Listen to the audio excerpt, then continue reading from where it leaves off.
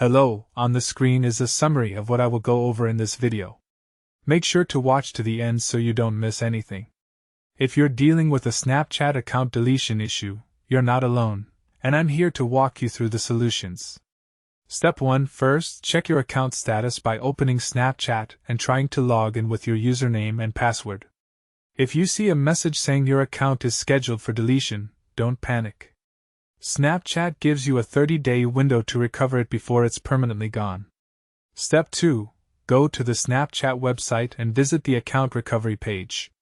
Enter your username or email address associated with the account, then complete the verification process.